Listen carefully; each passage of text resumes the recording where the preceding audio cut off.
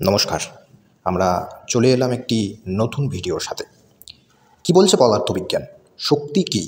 আজকের শক্তি নিয়ে একটু বিস্তারিতভাবে আলোচনা হবে আমাদের চ্যানেলে। কিছুদিন যাবৎ ব্যস্ত থাকার কারণে চ্যানেলে ভিডিও আসেনি, তবে এবার থেকে রেগুলার না হলেও ভিডিও আসবে। এখন নতুন নতুন তথ্য আমরা সংগ্রহ করেছি, সেই সমস্ত তথ্য আমাদের চ্যানেলের মাধ্যমে প্রকাশ করা হবে এবং আপনারা পাশে থাকবেন। নমস্কার। তাহলে আমরা যে পদার্থবিজ্ঞান বা শক্তির যে গবেষণামূলক যে থিওরি রয়েছে, সেই থিওরি, সেই সূত্র, সেই আলোচনা আমরা কিন্তু দেখতে পাই বিভিন্ন বইয়ে। যেমন হ্যান্ডবুক অফ ফিজিক্স, এই বইটি যদি আপনি পড়েন তাহলে এখানে কিন্তু পদার্থবিজ্ঞানের যে সমস্ত সূত্র, যে সমস্ত যে থিওরি রয়েছে সেগুলো কিন্তু ভেঙে ভেঙে বলে দেওয়া হয়েছে। এখান থেকে আপনি সনাতন ধর্ম, আমাদের যে হিন্দু সনাতন ধর্ম রয়েছে, সেই সনাতন ধর্মের যে স্পেসিফিক যে জিনিসগুলো রয়েছে, যে দিকগুলো রয়েছে, যে মিলগুলো রয়েছে, সেগুলো কিন্তু খুব ভালো করে লক্ষ্য করা যায়। তাহলে আজকের ভিডিওতে আমরা এনার্জি, বিজ্ঞানের এনার্জি এবং সনাতন ধর্মের শক্তির যে দর্শন রয়েছে সেটা নিয়ে আলোচনা করব। তবে হ্যাঁ, এখানে আমি আজকে কোনো রেফারেন্স দেবো না। অবশ্যই রেফারেন্স আপনারা সংগ্রহ করবেন। যদি সংগ্রহ করতে পারেন অবশ্যই কমেন্ট করে জানাবেন যে আমি এখানে ঠিকঠাক বলেছি কিনা। কারণ রেফারেন্স সংগ্রহ এবং সমীক্ষা এবং বিশ্লেষণ আগে করতে হয়, ঠিক আছে? রেফারেন্স অবশ্যই আমার কাছে রয়েছে, কিন্তু আমি এখানে আলোচনামূলকটাই শুধু তুলে ধরবো। রেফারেন্স আপনারা দেখবেন, সেখানে আপনারা যাচাই বাছাই করে নিতে পারবেন। তো আজকের আমি রেফারেন্স, সোর্স ইত্যাদি বলেই দিলাম। প্রথমে হ্যান্ডবুক অফ ফিজিক্স থেকে এই ধারণাটা নেওয়া হয়েছে এবং সনাতন ধর্মের যারা একটুখানি দর্শন পড়েছে এবং যারা সনাতন ধর্ম সম্পর্কে জানে বিশেষ করে, তারা কিন্তু এই বিষয়টি কিন্তু এমনিতেই বুঝে যাবে। আর যারা বুঝতে পারবে না তারা কমেন্ট করে অবশ্যই জানাবেন। তো চলুন শুরু করা যাক। শক্তি কী? পদার্থবিজ্ঞানের ভাষায় আমি শক্তিকে একদম সহজভাবে ভেঙে দিচ্ছি এখানে, আপনার যাতে বুঝতে সুবিধা হয়। শক্তি মানে হলো কাজ করার ক্ষমতা, একদম সঠিকভাবে কার্য করার ক্ষমতাই হচ্ছে শক্তি। তাহলে এই যে কার্য করার যে ক্ষমতাটা, এই যে ক্ষমতাটা আসছে কোথা থেকে? ক্ষমতাটা কোথায় থাকে? একটা চেতন বস্তুর মধ্যেই তো ক্ষমতা থাকবে। মানে যার যে অচেতন, যার মধ্যে কোনো চৈতন্য নেই, যার মধ্যে কোনো চেতন নেই, যে কেবলমাত্র স্থির থাকে, তার কি ক্ষমতা আছে কোনো? আমরা এখানে কিন্তু এই বিষয়গুলো দেখব। তাহলে পদার্থবিজ্ঞানের ভাষায় এই যে হ্যান্ডবুক অফ ফিজিক্স, এই বইতে কিন্তু এই বিষয়ে কিন্তু এনার্জি অফ পাওয়ার এই বিষয়ে কিন্তু আলোচনা করা হয়েছে। সেখানে আপনারা এই সূত্রগুলো দেখে নিতে পারবেন। সেখানে বলছে শক্তি হলো কাজ করার ক্ষমতা, ঠিক আছে? এর কোনো মান নেই। আচ্ছা, শক্তির আমরা বিভিন্ন ধরন দেখতে পাচ্ছি, এখানে অনেক রকম রূপ দেখতে পাচ্ছি। কি বলছে? যান্ত্রিক শক্তি হচ্ছে, রাসায়নিক শক্তি হচ্ছে, আলো শক্তি, তাপ শক্তি, শব্দ শক্তি, পারমাণবিক শক্তি, বিদ্যুৎ শক্তি। এই যে এতগুলো শক্তি রয়েছে, এগুলো কি ওই শক্তি, মানে যে চেতন শক্তি রয়েছে সেই চেতন শক্তির এগুলো হচ্ছে রূপান্তর, অর্থাৎ ধরন। রূপান্তর হচ্ছে, শক্তি সর্বদা রূপান্তর হচ্ছে পদার্থবিজ্ঞানের ভাষায়, ঠিক আছে? মানে একটা জায়গা থেকে বিভিন্ন রকমভাবে সেটা আপডেট হয়ে যাচ্ছে। যেমন যান্ত্রিক শক্তি দুই রকমের হয়। গতিশক্তি আছে এখানে, কোনো রকম গতিশক্তি এবং অবস্থান শক্তি আছে।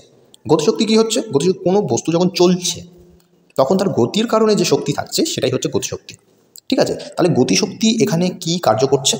তার একটা গতি রয়েছে, সেই গতি মানে তার একটা চলমান গতির জন্য কিন্তু আমাদের সেই শক্তিটা রয়েছে। যেমন উপনিষদের ভাষায়, কেন উপনিষদ যদি আপনারা পড়েন, কেন উপনিষদ, কঠোপনিষদগুলো যদি পড়েন, সেখানে কিন্তু বলছে ঈশ্বর চলেন আবার চলেন না। এই যে বলছে চলেন হচ্ছে তার একটা গতি রয়েছে, ঠিক আছে? সেই যে শক্তি রয়েছে, সেই শক্তির একটা গতি সম্পন্ন, যে শক্তি রয়েছে তার একটা গতি সম্পন্ন ভাব আছে, অর্থাৎ সে সব সময়ের জন্য চলমান, সে এক জায়গায় স্থির হচ্ছে না। এটা পদার্থবিজ্ঞান কিন্তু বলছে। আচ্ছা, আমরা যদি অবস্থান শক্তি দেখি, কোনো বস্তু তার অবস্থান বা স্থান পরিবর্তনের কারণে যে শক্তি পাচ্ছে সেটাই তার অবস্থান শক্তি, ঠিক আছে? এগুলো ধাপে ধাপে সেই শক্তিটা, সেই প্রবল, সেই এক এনার্জিটা কিন্তু এগুলোতে রূপান্তর হচ্ছে। আমরা যদি সৃষ্টিতত্ত্বের দিকে যাই তাহলে সেই একই শক্তি, একই রূপান্তর যে এনার্জি রয়েছে সেটা কিন্তু ধীরে ধীরে পরিবর্তনের মাধ্যমে, বিকাশের মাধ্যমে আমাদের কিন্তু সৃষ্টি কিন্তু তৈরি হয়েছে, বা সৃষ্টি হয়েছে তার সেই স্পন্দনের মাধ্যমে। এই যে গতি বলছে, গতিও কিন্তু সেই স্পন্দনের মাধ্যমে কিন্তু স্ফুরিত হয়। সংক্ষেপে যদি বলা যায় যে শক্তি মানে কাজ করার ক্ষমতা, এর অনেক রূপ আছে, ঠিক আছে? এর অনেক রূপ আছে। এই রূপের মাধ্যমে আমরা সেই শক্তির যে বিভিন্ন রূপান্তর যে ভাবগুলো রয়েছে সেই ভাবগুলো কিন্তু আমরা এখানে কিন্তু লক্ষ্য করতে পারি।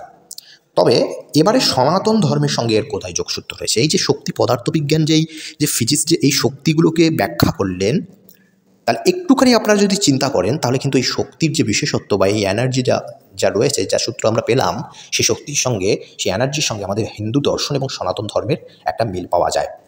আধুনিক পদার্থবিদ্যার শক্তিকে কাজ করার ক্ষমতা বলে, আর সনাতন ধর্মের শক্তি মানে হলো সৃষ্টির মূল চালিকা শক্তি। ওই যে বললাম গতিশক্তি, চালিকা শক্তি, সেই হচ্ছে চলমান। ওই যে বললাম না যে চলেন আবার চলেন না, চলমান তিনি, সেই চালিকা শক্তি। তাহলে কি সনাতন ধর্মের শক্তি ধারণা প্রকৃতি ও পুরুষ। যদি সাংখ্য দর্শন দেখা যায় তাহলে ওই সৃষ্টির মূল দুটি রয়েছে তত্ত্ব: পুরুষ চেতন, প্রকৃতি শক্তি। পুরুষ এবং প্রকৃতি, প্রকৃতি থেকে সব শক্তির প্রকাশ হচ্ছে, যেমন গতি, তাপ, আলো, রূপ। এটি আধুনিক বিজ্ঞান মানে ওই এনার্জিতে রূপান্তর হচ্ছে, সেই রূপান্তরের সঙ্গে এটা সাংখ্য দর্শন যেহেতু প্রকৃতি মানে শক্তির একটা উৎস, তো সেই প্রকৃতি থেকে এই সমস্ত শক্তির কিন্তু রূপান্তর হচ্ছে, যার মাধ্যমে সৃষ্টি চালিত হচ্ছে। আচ্ছা, ঋগ্বেদে কিন্তু বিভিন্ন রকম কিন্তু মন্ত্রে সূর্য, অগ্নি, বায়ুকে কিন্তু শক্তির উৎস বলা হয়েছে। আপনারা যদি দেখেন সেখানে বলছে যে সূর্য অখণ্ড শক্তির উৎস, সূর্য থেকে আলো তাপ শক্তি আসে, ওই যে একটা অবস্থান, সেই অবস্থান থেকে রূপান্তর হচ্ছে এবং সেই এনার্জি অবস্থান থেকে রূপান্তর হয়ে আমাদের মাঝখানে কিন্তু আসছে। তাই সূর্যকেও কিন্তু আমরা শক্তি বলতে পারি। আবার অগ্নিশক্তি যদি আপনারা দেখেন সেখানে অগ্নিও কীভাবে সকলকে ধারক এবং বহন করছে, তো সেখানে কিন্তু অগ্নি কিন্তু শক্তির একটা রূপান্তর্ষণ। এবং এটা আমরা তো বেদের দিকে দেখলাম। এবং উপনিষদের শক্তি কী বলছে, ঈশোপনিষদ ও শ্বেতাশ্বতর উপনিষদ, আমি আগেই বলেছি কঠোপনিষদ, এগুলো যদি আপনারা দেখেন তো সেখানে একই শক্তি বা ব্রহ্ম, এই যে ব্রহ্ম, সেই ব্রহ্মই তো শক্তি, ঠিক আছে? ব্রহ্মই তো সেই এনার্জি যেটা চলছে আমার চলছে না, যার মধ্যে স্পন্দন হচ্ছে, যার মধ্যে অবস্থান শক্তি হচ্ছে, গতিশক্তি হচ্ছে, সেই ব্রহ্ম। সেই ব্রহ্মকে এখানে কিন্তু শক্তি বলছি আমরা। সেই শক্তি এক নানা রূপে প্রকাশ পাচ্ছে, যেমন ওই যে পদার্থবিজ্ঞানের যে শক্তি এনার্জি, সেটা যান্ত্রিক শক্তি হচ্ছে, অবস্থান শক্তি, গতিশক্তি, বিভিন্ন রকমভাবে রূপান্তরিত ভাগ হচ্ছে। তো এখানেও সেরকম একই ব্রহ্ম বা একই শক্তি নানা রূপে প্রকাশ পাচ্ছে, অর্থাৎ একটি চেতনা, কিন্তু সেটা কখনো আলো, কখনো শব্দ, কখনো গতি ইত্যাদি রূপে প্রকাশিত হয়। এরা বিজ্ঞানের কথার মতো শক্তি কখনো গতিশক্তি, কখনো অবস্থান শক্তি, কখনো তাপ শক্তি রূপে রূপান্তর হচ্ছে। তাহলে শক্তিতত্ত্ব যদি আমরা তন্ত্রশাস্ত্র থেকে বাদ দেখি, আমরা তো বেদ উপনিষদ দেখলাম, এবং তন্ত্রশাস্ত্র, তন্ত্র পুরাণের শক্তি বলা হয়েছে দেবী, যেমন আদিশক্তি, মহামায়া, দুর্গা, কালী। এখানে শক্তি মানে হলো সৃষ্টির পালন ও সংহার শক্তি। ওই যে সেই পদার্থবিজ্ঞানের শক্তি, পদার্থবিজ্ঞানের শক্তি কী করছে, ওখানে যে শব্দ শক্তি, তাপ শক্তি, আলোক শক্তি, সমস্ত কিছু হচ্ছে। তো এখানেও সেরকম সৃষ্টির পালন ও সংহার শক্তি। বৈজ্ঞানিক দৃষ্টিতে বললে সৃষ্টি মানে শক্তির রূপান্তর ও বিকাশ। বৈজ্ঞানিক দৃষ্টিতে শক্তির রূপান্তর ও বিকাশ। তো সারমর্ম এখান থেকে আমরা কী পেলাম, যে আধুনিক বিজ্ঞান বলে শক্তি হলো কাজ করার ক্ষমতা, যা নানা রূপে রূপান্তরিত হয় কিন্তু নষ্ট হয় না। সনাতন ধর্ম বলে ব্রহ্ম বা আদি শক্তি মূল, যা নানা রূপে প্রকাশিত হয়, আলো, বায়ু, অগ্নি, গতি ইত্যাদি রূপে কিন্তু সেখানে প্রকাশিত হচ্ছে। অর্থাৎ বিজ্ঞানের শক্তির ধারণা আর সনাতন ধর্মের শক্তিতত্ত্ব একে অপরের পরিপূরক হচ্ছে। এখানে বিজ্ঞান যেখানে সূত্র ও পরিমাপ দেয়, সনাতন ধর্ম সেখানে দার্শনিক ব্যাখ্যা দেয়। আশা করি আপনারা এই আলোচনাটায় বুঝতে পেরেছেন। যদি বুঝে গিয়ে থাকেন তাহলে কমেন্ট করে জানাবেন, আর যদি না বুঝেও থাকেন তাহলেও কমেন্ট করে অবশ্যই জানাবেন। ভিডিওটি ভালো লেগে থাকলে আমাদের পাশে থাকবেন। নমস্কার, ধন্যবাদ।